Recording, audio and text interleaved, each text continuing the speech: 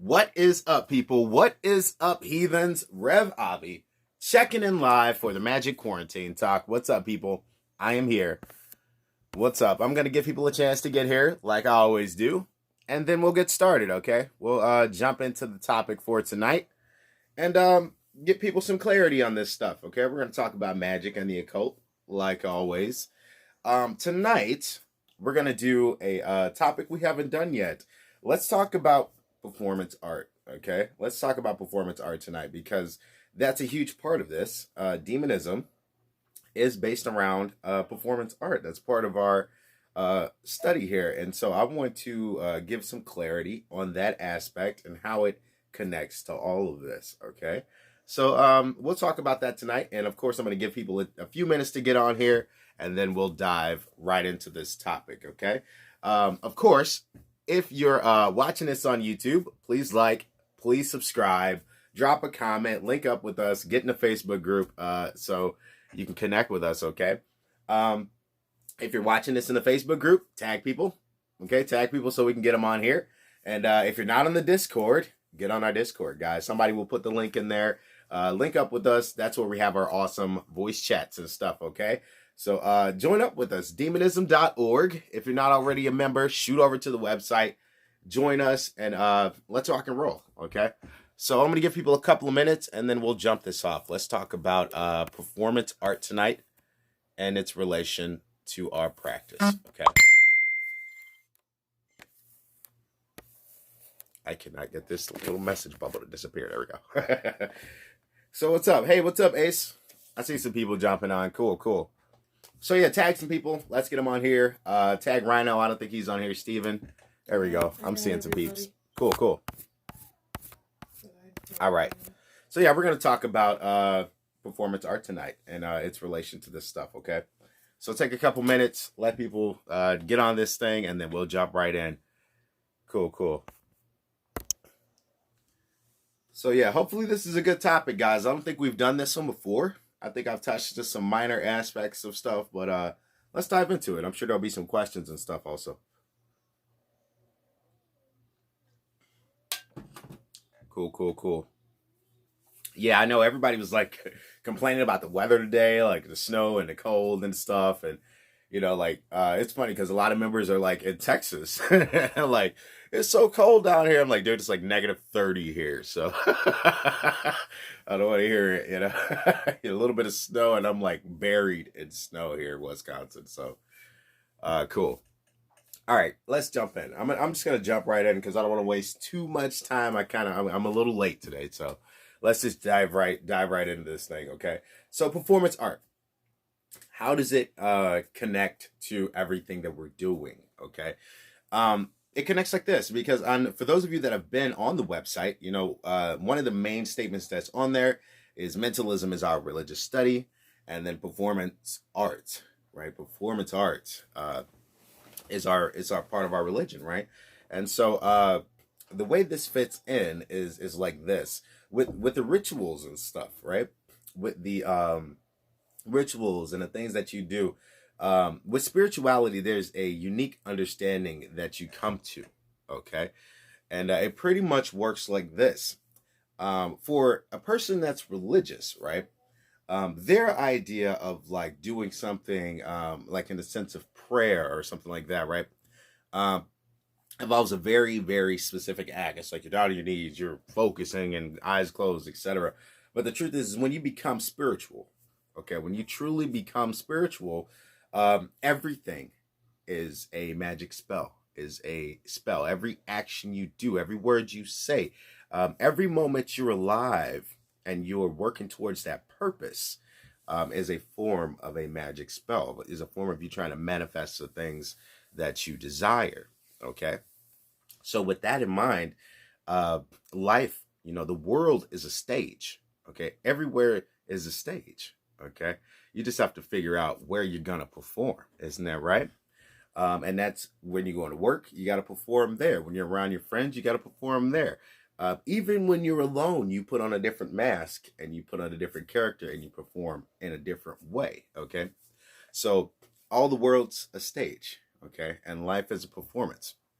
So you have to understand that performance arts has a huge part of this, has a huge place and an area that you need to understand. The most powerful, the most powerful witches, okay, the most powerful practitioners of magic have the most vivid imagination. Okay, these are going to be your actors, your musicians, your artists. Okay, your performing artists, and that's where it ties together, guys. Okay, so with the rituals and all of that stuff, it's props, and I've talked about this before. Putting the robes and stuff on, the athame, the chalices, all that stuff. None of the props have any magic. Only you possess true spiritual energy and can tap into the primal source, which is what gives you magic. Okay, so it has nothing to do with the props. It has nothing to do with the robes. It has nothing to do with those ancient words that you say, speaking in Enochian and all of that stuff. All that stuff's fun, but it does not possess magic. Those things do not possess magic. The only thing that possesses magic is you. Okay, and the stronger your character, okay, the stronger your character, the stronger your mind, the stronger your emotional energy, that's going to determine then how great your life force energy is, okay, because you can build upon it. All right, so with the performance arts, you have to understand that that's how you put on a great performance, right? You have to have your mind involved, your emotions involved, and be in the feeling. I hope this is making sense, guys, and this is really becoming clear how this all ties together, right? For instance, a huge aspect of demonism that I teach here is mesmerism, and people were like, well, how does that even tie with everything? Well, one thing is there's a such thing as doing a mesmeric or hypnosis show itself. So it is a form of performance art, and I do teach it here. So along with learning how to use this stuff with from the esoteric context and how to use it to get into certain mental states and trances, I'm also going to be teaching how to use this stuff in a performance context. Okay, so you could go out and do comedy shows. You could do stuff, all kinds of stuff for people. It's very, very practical, and it is very realistic, and it is very entertaining. Okay, so performance art is a huge part of what we do here. I think that honestly, as we continue to grow this thing, if we're going to try to expand this to something where it's global, and there's teachers and people everywhere that are interested in this thing, one of the aspects is going to be us out there performing for people and doing this sort of stuff and showing them that our magic is real, and that's a huge part of what we do, and it's completely different from a lot of the other organizations that exist. So the idea of the performing witch is not new. This is something that goes all the way back to ancient Egypt. You see it in the hieroglyphs, the performing shaman, the performing witch. And here in demonism, I'm going to teach you exactly how to do all of those things. So there is space for everyone here. Performing arts, the performing arts has a huge part to do with what we're studying here, with understanding magic and everything here. The main reason outside of just the costuming and stuff is the psychology, okay, behind why performance art can affect people. If you understand what it's like to sit down and watch a movie, right, and get involved with that movie and get fixated in it, get your emotions involved, maybe it's something sad, okay, maybe it's a sad movie, and then all of a sudden you're sitting there and you're crying, you don't know what's going on, you're like, it's just a goddamn movie. That's the magic of movies, is to affect a person's psychology and get them emotionally involved, even though the movie is filled with actors that are pretending. Okay, so when you understand that it doesn't matter if something is imaginary or if that thing is real when it comes to affecting your mind, then you realize the potential for true magic. Okay, so I hope this is all making sense to you guys. I'm going to open up for some questions, okay? And we'll see where it goes. Asen says, reminds me of invocation. That is correct. And I talked about that before. I'll touch on that. So I talked about how invocation and evocation, what the differences were and what the similarities were, okay? because a lot of people get confused on that. So with invocation, right? It's all about you summoning those emotions and that feeling and that frequency and whatever you're trying to connect to into yourself, right? You're trying to connect with it on a personal level with yourself. Whereas evocation is, of course, you trying to evoke that thing out into the external world so that you can experience it from an external context, right? Evocation becomes external, invocation becomes internal. But the truth is they are the same psychological process. It's all the same of just going into trance to connect with that thing. And then how the difference of what makes it invocation versus evocation is just how your mind manifests that thing when you connect with it, right? So you could choose to just see it inside your mind and just feel it inside your emotions, or you can say, you know what, pop up in the room with me, okay, appear in my scrying mirror or something like that. Or if you're working with someone else, you could have them experience the spirit or whatever it is, if you know the techniques that we teach, and that's how all of this works, okay? What am I talking about? Cool, I will show you.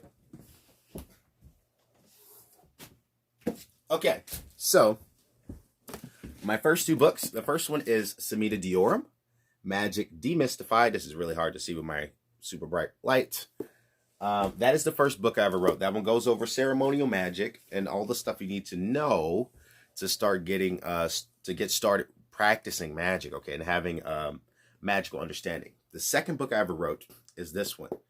This one is called Mesmerism: The True Powers of the Witch.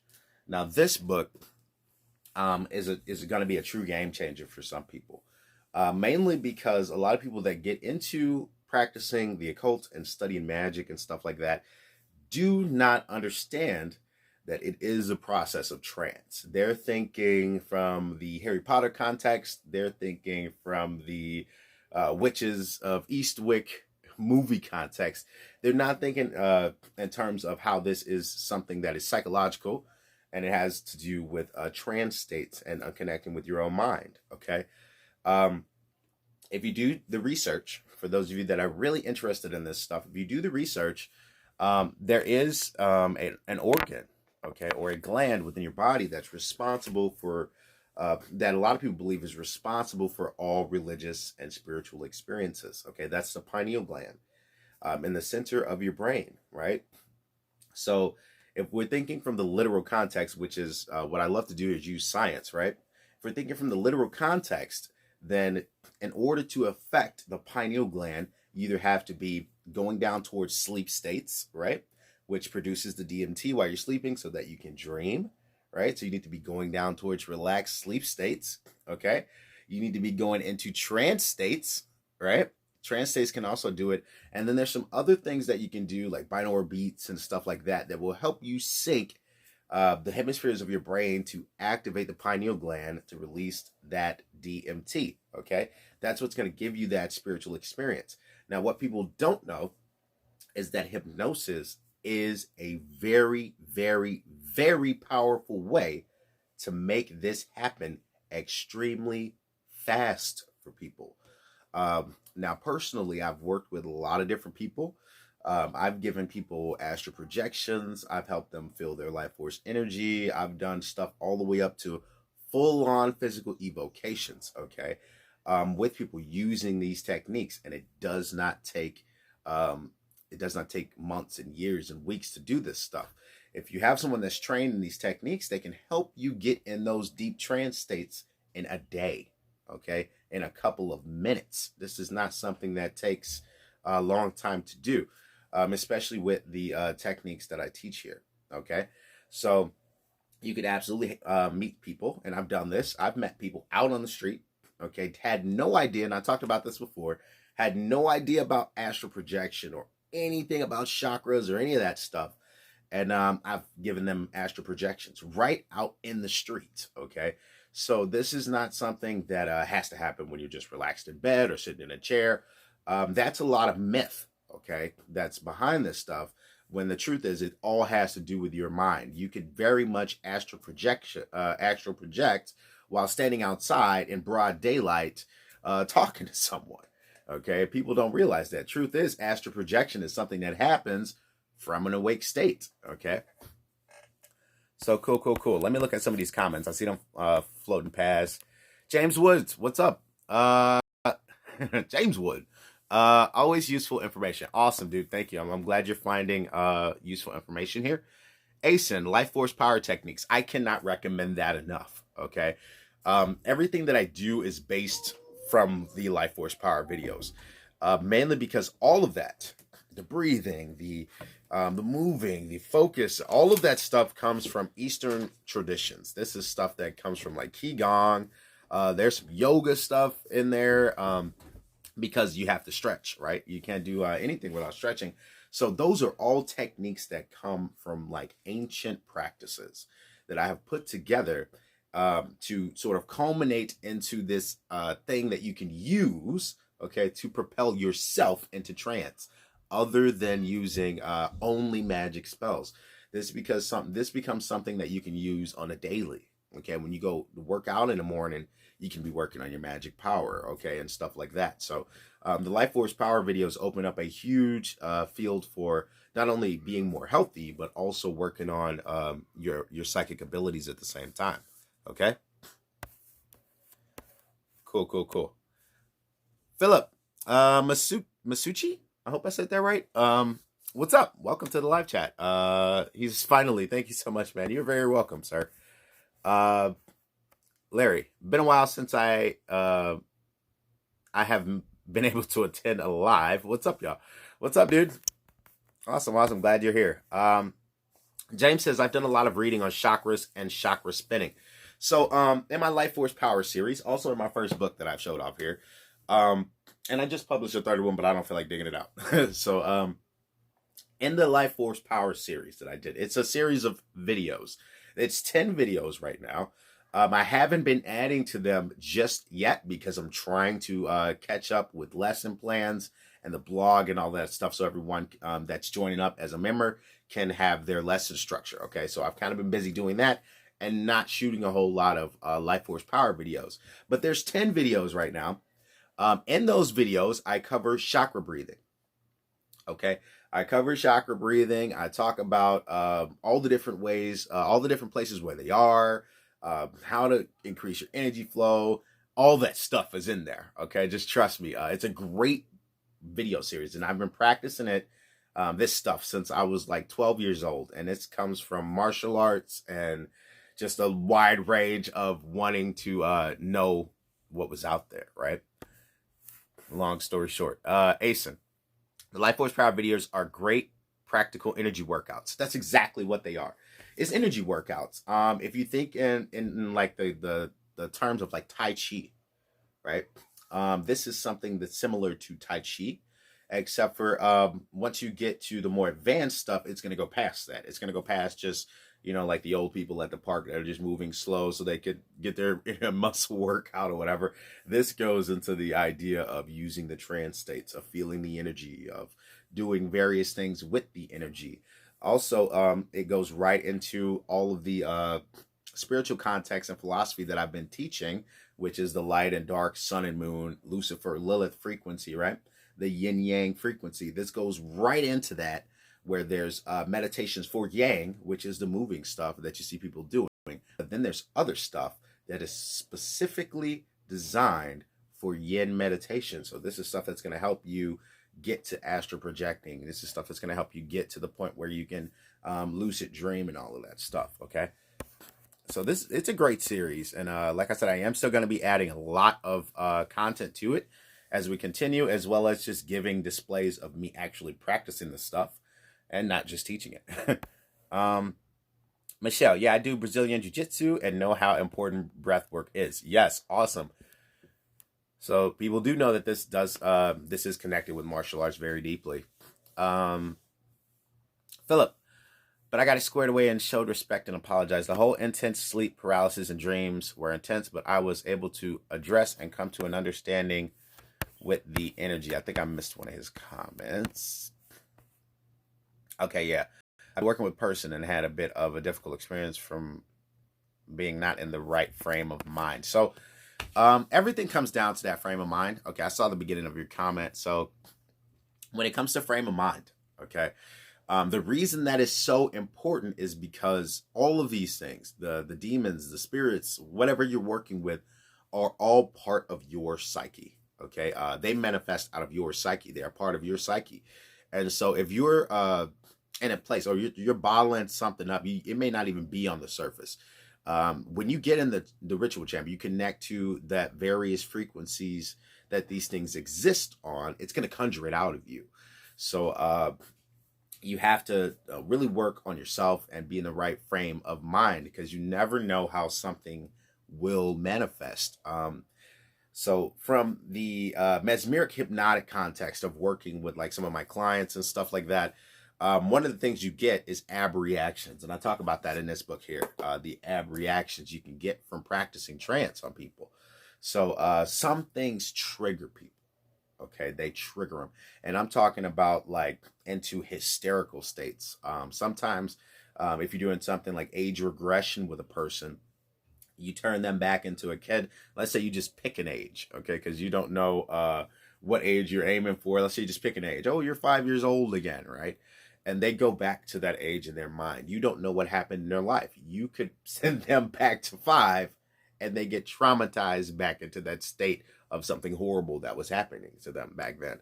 So you have to be aware of ab reactions and how these things can get conjured from a person's mind. Okay, people have fears and stuff like that that are that can surface. So it could be stuff like claustrophobia. Having their eyes closed to give them a sense of claustrophobia, like something's closing in on them. So ab reactions are very real, and you do need to be aware of what's going on in your own mind. Okay.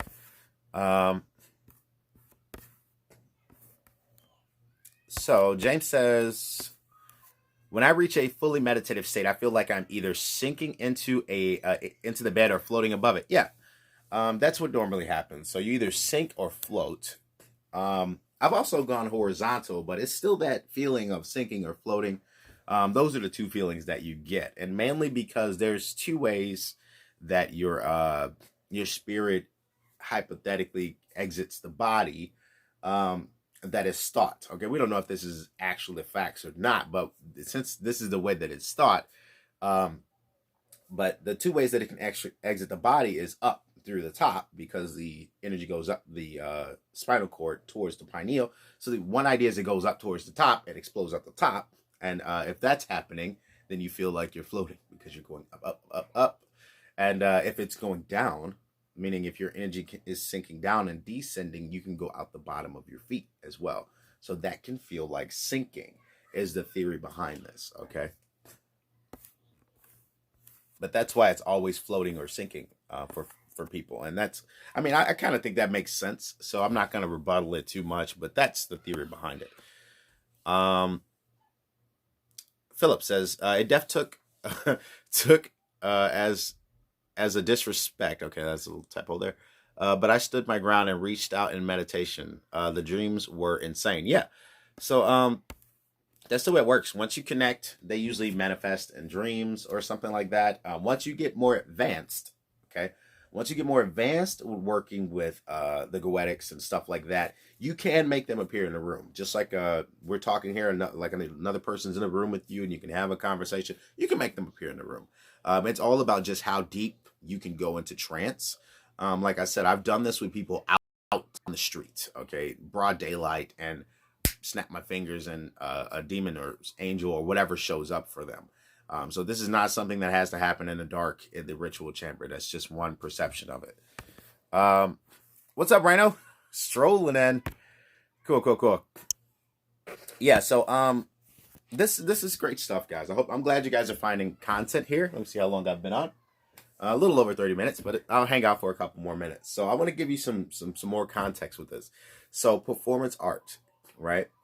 Imagine this. I'm going to teach you a skill. Okay, I'm going to teach you a real usable skill, something that's so amazing because it is real magic that you can go out into the world, and just like people get caught up in Harry Potter and they want to wave their magic wands and turn somebody into a frog, you could actually do that. Okay, That's what makes demonism so cool. That's what makes the stuff that I'm teaching so awesome, because we can literally display our magic powers to people, which is just super rad. Okay.